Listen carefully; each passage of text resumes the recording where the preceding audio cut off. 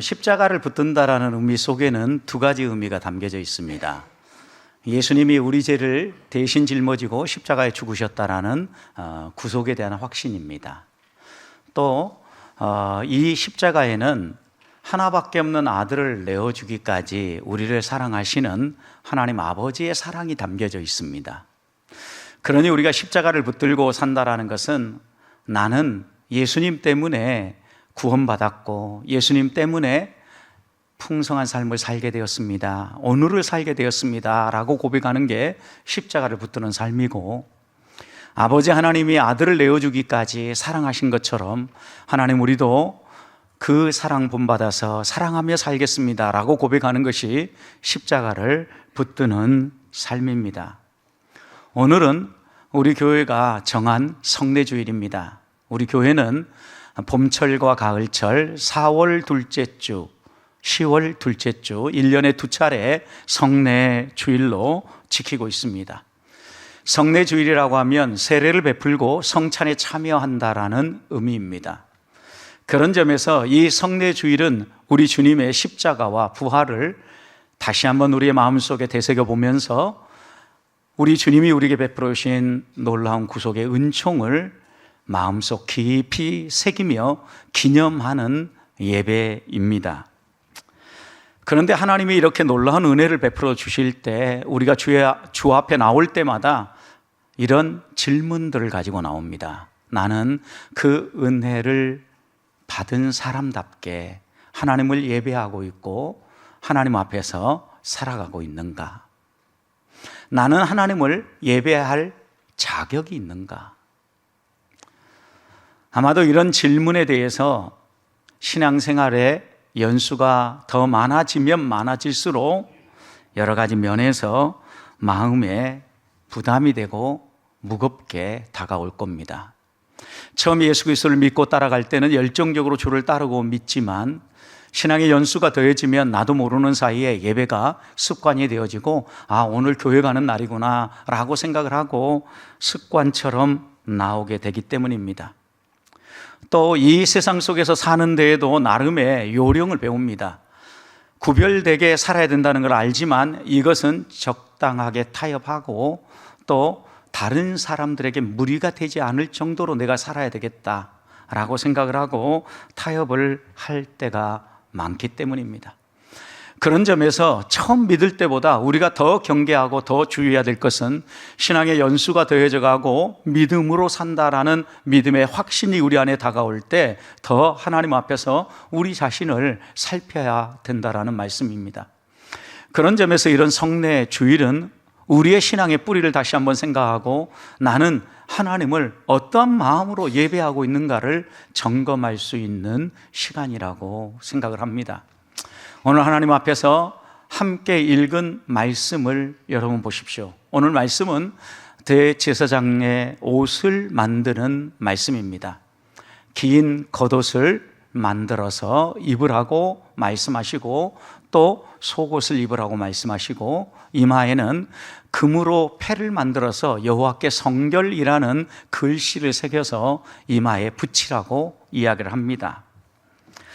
이 말씀은 하나님 앞에 나아가는 사람이 어떠한 모습으로 나아가야 됨을 보여주는 말씀이죠. 왜냐하면 제사장은 백성들을 대표해서 하나님 앞에 나아가서 예배 드리는 사람이지 않습니까? 그래서 죄인인 성도들과 하나님 사이에 중보자 역할을 하는 사람이 제사장이라고 말할 수 있습니다. 성소를 통과해서 지성소 안으로 들어가는 이 제사장의 모습을 통하여 우리는 하나님 앞에 나아갈 때 어떤 옷을 입고 나아가야 되는가, 우리의 모습은 어떠해야 되는가를 알 수 있다는 말씀입니다. 우리는 만인 제사장 시대를 살아가고 있습니다.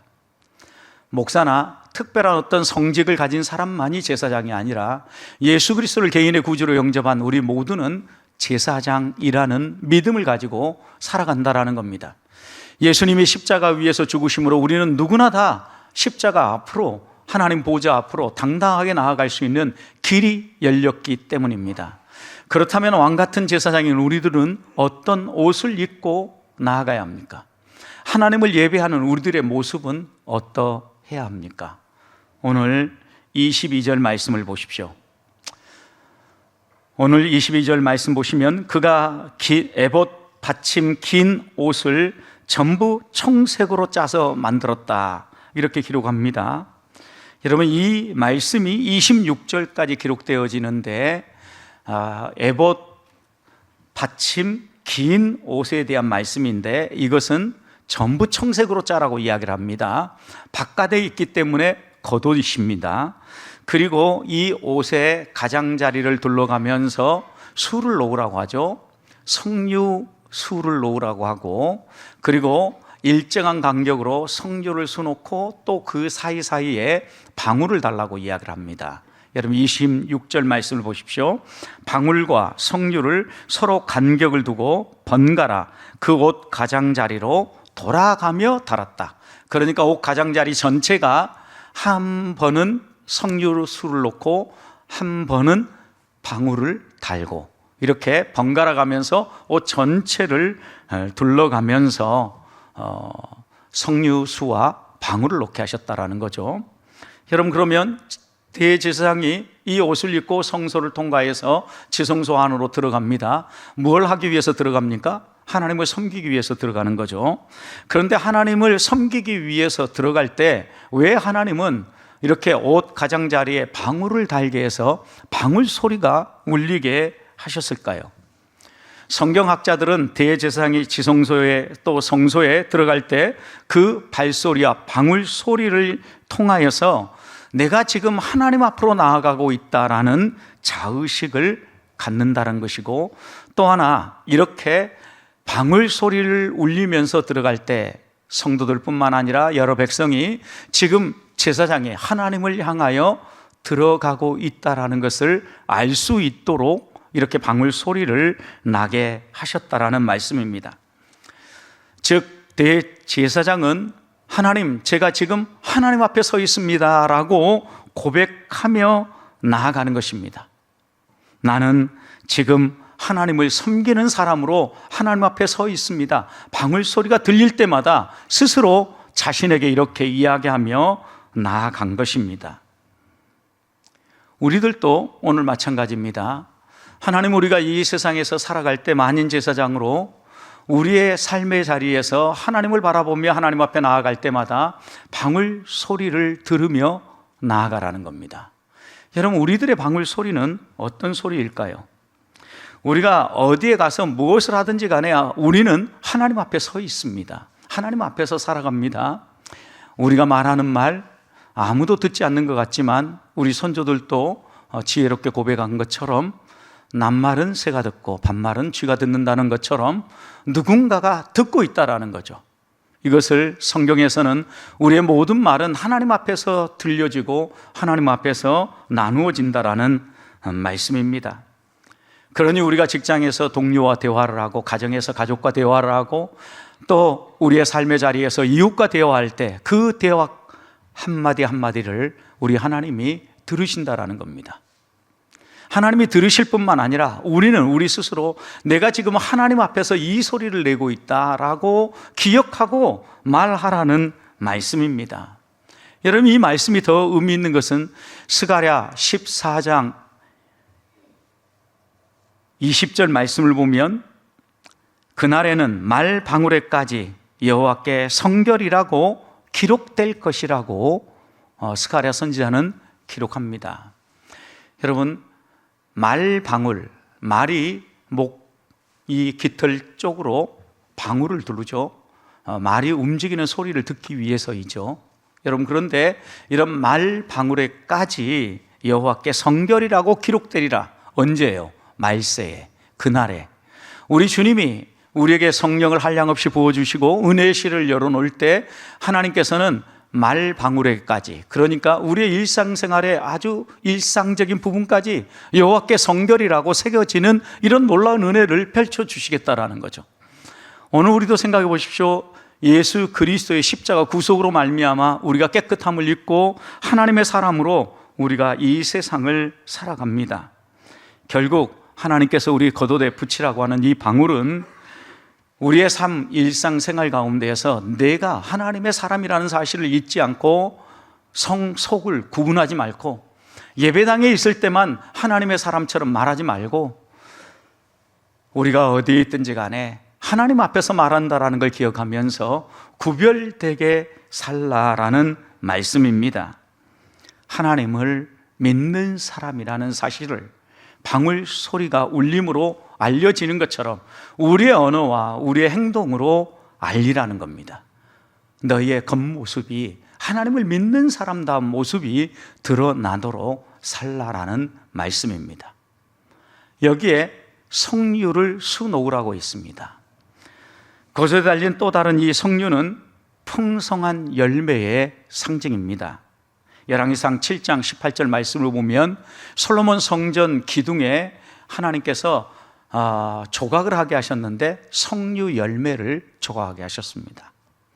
또 민수기 13장을 보면 가나안 땅, 약속의 땅, 젖과 꿀이 흐르는 땅을 정탐한 정탐꾼들이 열매를 어깨에 메고 돌아오지 않습니까? 그때 주렁주렁 맺힌 포도 열매를 어깨에 메고 왔을 뿐만 아니라 함께 또 가져왔던 열매가 석류 열매입니다. 여러분, 그런 점에서 이 석류 열매는 풍성한 열매를 상징한다고 말할 수 있습니다. 그 풍성함은 석류 그 자체가 보여주기도 하죠.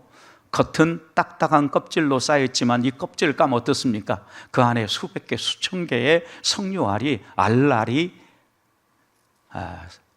자리하고 있지 않습니까?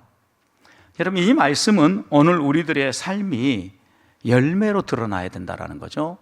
제사장이 이렇게 겉옷을, 석류 수놓은 옷을 입고 하나님을 예배하고 섬기는 자리로 들어간다는 것은 제사장의 삶에 열매가 맺혀야 된다는 겁니다. 오늘 우리가 만인 제사장으로, 우리도 왕같은 제사장으로 이 땅을 살아간다면 우리의 겉옷에도 이런 석류 열매와 같은 풍성한 열매가 맺혀야 된다라는 말씀입니다. 그러니 우리는 말씀을 듣고 예배 드리는 것에서 멈추면 안 됩니다. 말씀을 듣고 예배를 드리면 이 말씀 들음과 예배가 우리의 삶의 열매들로 풍성하게 맺혀야 된다라는 말씀입니다. 믿음은 예배당 안에서 빛나는 것이 아니라 믿음은 우리의 삶의 자리에서 믿음의 열매들로, 하나님의 백성의 아름다운 열매들로 드러난다라는 말씀입니다. 그렇다면 우리는 우리 스스로에게 한번 질문해 봐야 합니다. 내 삶에는 어떤 열매가 맺히고 있습니까? 적어도 믿지 아니하는 사람들과 다른 열매가 있습니까? 입술의 열매, 우리의 손발이 사용되어져서 섬기는 일들로 맺혀지는 열매가 세상 사람들과 다른 열매여야 된다라는 말씀입니다. 인간관계를 맺을 때에도 나에게 유익하니까, 내게 필요하니까 관계를 맺는 것이 아니라 하나님께서 한 사람 한 사람 관계를 통하여서 세상의 소금과 빛으로 살게 하신 것을 믿으면서 그 관계 속에도 열매가 나와야 되는 거죠. 적어도 저 사람은 예수 믿는 사람 같아, 저 사람은 정말 천사와 같아 라는 말을 들을 수 있어야 됩니다. 여러분, 어떤 사람을 보면서 우리는 천사 같다고 얘기합니까?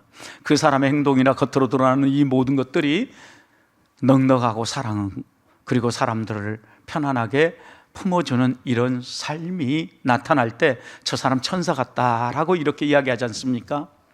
그리고 도저히 나눌 수 없는 상황인 것 같은데도 무한정 나누는 사람을 보면 참 저 사람은 넉넉하고 천사처럼 많은 것을 나누어 이렇게 이야기를 합니다. 여러분, 이런 열매가 우리의 삶에 맺혀야 된다라는 말씀입니다. 사랑하는 성도 여러분, 마태복음 5장 14절 말씀을 보면 너희는 세상의 빛이다 라고 말씀하셨습니다. 산에 있는 동네가 숨기지 못하는 것처럼 우리의 삶은 반드시 드러나게 되어 있습니다. 그렇다고 하면 우리가 예배당에서만이 아니라 이 세상 속에 높이 솟은 동네처럼 거룩한 열매들이 맺히며 우리의 삶을 통하여서 하나님을 믿는 사람은 어떻게 살아가는지 행동과 우리의 삶에 맺히는 열매가 구별되어야 된다는 말씀입니다. 한 주간 동안 세상의 빛으로 우리의 삶이 밝게 드러나는데 거룩의 풍성한 열매를 맺는 그런 삶을 살아가는 성도들이 되시기를 주님의 이름으로 축복합니다. 두 번째는 속옷입니다. 27절을 보십시오. 그들이 또 직조한 가는 배로 아론과 그 아들들을 위하여 속옷을 지었다라고 말씀합니다.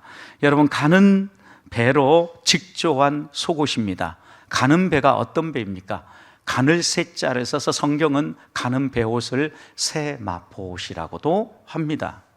여러분, 이런 새마포 옷으로 통으로 짜서 너희의 속옷을 입으라는 것입니다. 여러분, 그런데 이 새마포 옷은 요한계시록 19장 8절 말씀을 보면 새마포 옷을 이렇게 소개했습니다. 그에게 빛나고 깨끗한 새마포 옷을 입도록 허락하였으니 이 새마포 옷은 성도의 옳은 행실이라. 여러분, 그러니까 우리가 우리의 속옷에 새마포 옷을 입는다라는 것은 옳은 행실을 입는다는 거죠. 이것이 겉옷과 어떻게 구분되어질까요? 여러분, 우리는 겉으로 드러나는 겉옷, 겉으로 드러나는 열매만 신경 쓸 게 아니라 이 열매를 맺는 과정도 중요하다라는 거죠. 또 다른 말로 표현하면 여러분, 속옷은 여러분만이 아는 옷입니다. 예를 들어서 지금 여러분들이 속옷을 입었는데 밖에 있는 사람은 겉옷만 보지 속옷은 보지 못합니다. 그러나 내가 무슨 속옷을 입고 있는지는 나는 분명히 압니다. 우리의 중심을 깨뜨려 보시는 하나님도 우리의 속옷을 보고 계십니다. 그렇다고 하면 우리의 속옷은 우리의 마음, 우리의 생각, 우리의 동기를 의미한다고 말할 수 있습니다. 우리의 겉으로 드러나는 행동만이 아니라 우리의 속 사람도 하나님 앞에서 구별돼야 되는데 옳은 행실로 이게 나타난다는 것은 우리가 어떤 일을 할 때 그 동기와 그 의도까지도 선해야 된다라는 말씀입니다. 속옷을 살핀다라는 것은 우리의 마음에 해결하지 못한 쓴뿌리가 없는지를 살피면서 우리의 속마음까지도 거룩하게 다듬는다는 것입니다. 신앙생활을 오래 해보십시오. 겉옷은 나름 예쁘게 잘 다듬어집니다. 성도답게 해야 될 일이 무엇인가를 생각하면서 하나하나 합니다. 여러분, 그런데 왜 이 일을 하는지, 어떤 마음과 어떤 동기로 하는지 그것을 다듬는다라는 것이 속옷까지도 거룩하게 준비한다는 말씀입니다. 우리는 선을 행할 때나 교회 안에서 어떤 봉사를 할 때 은근히 다른 사람이 인정해 주기를 원합니다. 누군가가 알아주기를 원하고 또 내가 하는 이 일에 대해서 알아주지 않고 또 반응을 안 보이면 우리는 험한 말까지 쏟아내면서 왜 이렇게 반응하고 왜 아무 말도 하지 않고 알아주지 않는지에 대해서 서운함을 드러낸다는 말씀입니다. 여러분, 그런데 우리가 섬김을 할 때 누구를 위해서 섬기는 겁니까? 무엇을 위해서 섬기는 것입니까? 하나님과 주의 나라를 위해서 우리가 헌신함에도 불구하고 우리는 하나님이 아니라 사람이 알아주기를 원한다라는 말씀입니다. 성찬에 참여할 때마다 우리가 함께 읽는 고린도전서 11장 28절을 보십시오. 성찬을 어떻게 참여하라고 이야기를 합니까? 사람이 자기를 살피고 그 후에야 이 떡을 먹고 이 잔을 마시라고 권합니다. 자기를 살피라고 말씀합니다. 내 마음의 동기를 살피라는 겁니다. 그리고 그 후에 성찬에 참여하라는 말씀입니다. 여러분, 그러면 마음의 부담이 많이 되실 겁니다. 나는 자격이 없다라는 생각이 더 크게 다가올 겁니다. 하나님 우리에게 자격 없음, 그것을 생각하면서 성찬에 아무나 참여하면 안 된다, 이렇게 이야기하는 것이 아닙니다. 성찬의 식탁은 완전한 사람을 위해서 준비된 식탁이 아니라 조금 불완전해도 예수 그리스도의 십자가 구속의 의미를 알고 주님을 붙잡는 사람을 위해서 준비된 식탁이기 때문입니다. 나의 속옷의 더러움을 인정하고 주님의 보혈로 씻어달라고 고백하며 나아가는 예식이 성찬식입니다. 그래서 내가 더러워진 줄 알고 주님 앞에 나아가는 사람, 그 사람을 우리 주님은 이 성찬의 은혜로 깨끗하게 씻어줄 뿐만 아니라 새 옷을 입혀주시는 것입니다. 우리의 속옷의 거룩에 대하여서 바울은 빌립보서 4장 8절에서 이렇게 증언했습니다. 끝으로 형제들아, 무엇에든지 참되며 무엇에든지 경건하며 무엇에든지 오르며 무엇에든지 정결하며 무엇에든지 사랑받을 만하며 무엇에든지 칭찬받을 만해라. 여러분, 다 무엇에든지 포함되어 있습니다. 무엇에든지 한 다음에 뭘 얘기했는가 보십시오. 참되라, 경건해라, 옳아라, 그리고 정결해라, 사랑받을 만해라, 칭찬받을 만해라. 여러분, 이것이 어디에서 나옵니까? 우리의 속마음에서 나온다라는 거죠. 내가 얼마나 참되게 하나님 앞에서 이 섬김을 해 나아가는지, 내가 얼마나 참되게 예배하고 있는지, 이 속마음은 자신만 알고 하나님만 아신다라는 겁니다. 무엇에든지라는 이 표현을 보면 예배할 때든 일상에서 삶을 살든 직장에서 일을 할 땐 무엇을 할 때든 참돼야 된다, 옳아야 된다, 경건해야 된다, 정결해야 된다, 사랑 받을 만해야 된다, 칭찬 받을 만해야 된다. 분명하게 말씀합니다. 너희의 동기를 살피고 너희의 온 마음을 쏟아부어서 하나님이 너희에게 맡겨주신 일들을 감당하고 살아가라고 권하고 있는 겁니다. 우리의 마음속에 더러운 생각, 죄를 짓고자 하는 마음, 또 은근히 다른 사람을 보면서 판단하고 정죄하는 마음, 나도 모르게 저 사람 참 못됐다라고 이야기하는 것, 어떻게 생각해 보면 내 눈에 보이는 한두 가지를 보고 우리는 다른 사람을 판단할 때가 많습니다. 이런 마음들을 비워내라는 것입니다. 그래서 바울은 남의 하인을 판단하는 너는 누구냐, 너는 도대체 얼마나 거룩하고 너는 얼마나 참되며 너는 얼마나 정결하냐라고 묻고 있는 겁니다. 내가 봉사하고 내가 섬기는 이유가 사람에게 잘 보이고 사람에게 인정받고자 함이 아니라 하나님을 섬기고 하나님을 영화롭게 하기 위하여서 내 삶이, 내가 봉사함이, 내가 섬김이 나타나야 된다라는 말씀입니다. 이런 삶이 드러나기 위해서는 나만의 시간을 살려내야 됩니다. 나 혼자 있을 때 하나님을 향하여서 은밀한 기도를 드리고 있습니까? 나 혼자 있을 때 하나님을 바라보면서 내 마음을 활짝 열어서 마음껏 하나님을 예배하고 하나님께 영광을 돌립니까? 또 하나님께서 내게 주신 은혜를 따라서 내 이웃들을 섬길 때 오른손이 하는 이 일을 왼손이 모르게 하라는 구제의 원리처럼 은밀하게 섬기는 은밀한 나눔과 섬김이 있느냐라는 말씀입니다. 사랑하는 성도 여러분, 그런 점에서 거룩은 겉옷은 사람들 앞에서 드러나는 거룩이라고 하면 속옷은 하나님 앞에서 드러나는 거룩이라고 말할 수 있습니다. 우리는 겉옷도 거룩해야 되지만 속옷도 거룩해야 합니다. 신앙의 성숙은 겉모습만 가꾸는 데서 끝나지 아니하고 우리의 속사람, 우리의 속옷을 깨끗하게 다듬는 대로 반드시 나아가야 된다라는 말씀입니다. 한 주간 성찬의 은혜에 참여하고 그 은혜를 마음에 새기면서 우리 내면이 주님을 닮은 성품들로 가득 채워지는 성도의 삶을 사시기를 축복합니다. 마지막으로 30절과 31절 말씀을 보면 이마에 순금패를 붙이라고 이야기를 합니다. 30절 보십시오. 그들이 또 순금으로 고르간 패를 만들고 도장을 새긴 것 같이 그 위에 여호와께 성결이라고 새기라고 이야기를 합니다. 이렇게 순금패를 21절 보십시오.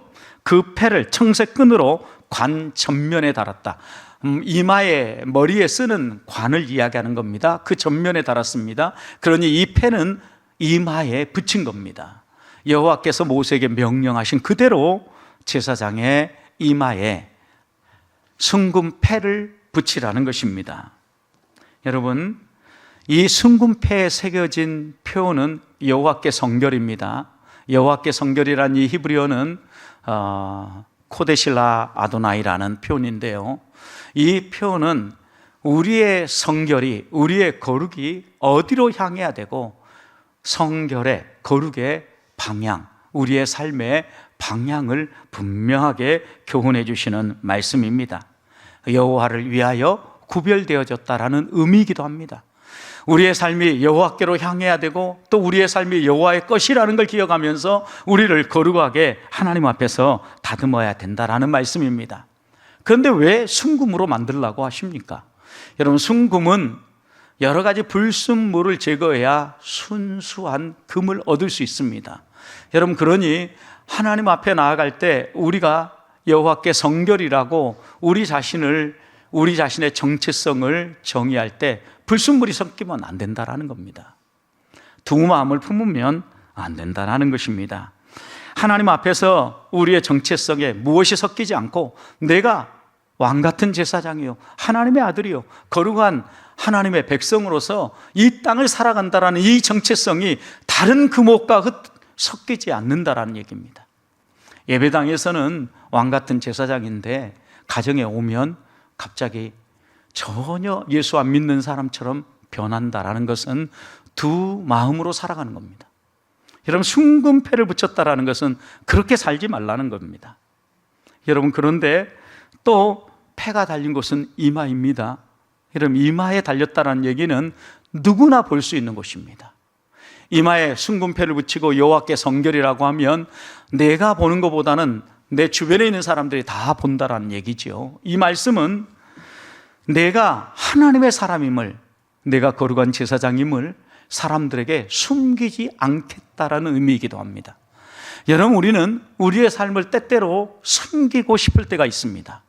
예수 믿는 티를 내지 않고 여기에서는 조용히 있는 게 나을 것 같아 라고 생각을 하면 우리는 예수 믿는 티를 내지 않고 조용히 잠자코 있을 때가 있습니다.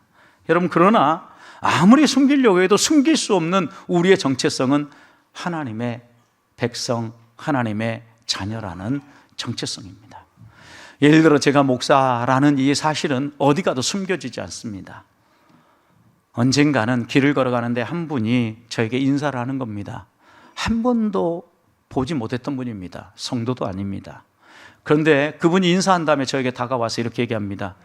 목사님, 이명진 목사님이시죠? 고백교회 담임이시죠?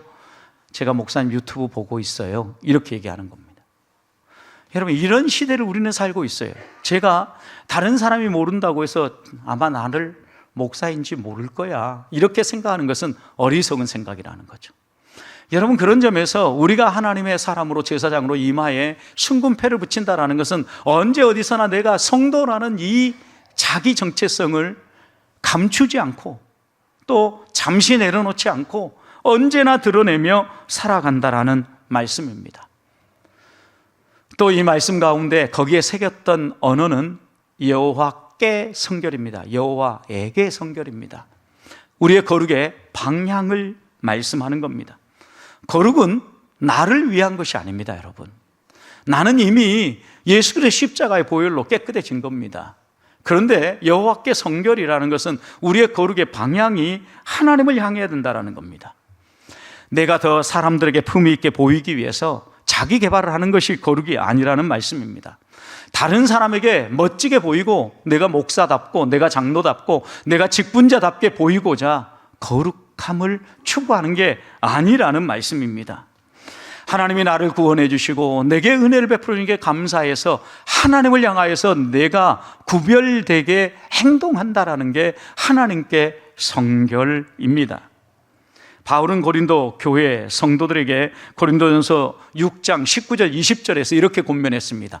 너희 몸은 너희가 하나님께로부터 받은 바 너희 가운데 계신 성령의 전인 줄을 알지 못하느냐. 너희는 너희의 자신 것이 아니니라. 여러분, 우리 몸은 이미 그리스도에게 팔린 겁니다. 그래서 그 다음 이렇게 얘기합니다. 값으로 산 것이 되었다. 누가요? 예수 그리스도가 무엇으로요? 핏값으로요. 우리를 위해 사셨다라는 거예요. 그런즉 우리는 우리 것이 아니라 주님의 것입니다. 그래서 우리를 어떻게 이해합니까? 우리를 위해서 거룩을 하는 것이 아니라 하나님을 위해서요. 너희 몸으로 하나님께 어떻게 하라고요? 영광을 돌리라고요. 우리의 거룩의 방향이 하나님께로 향해야 됨을 분명하게 말씀하는 겁니다. 오늘 이 우리의 이마에 붙이는 금패가 연결되어지는 것은 또한 성례입니다.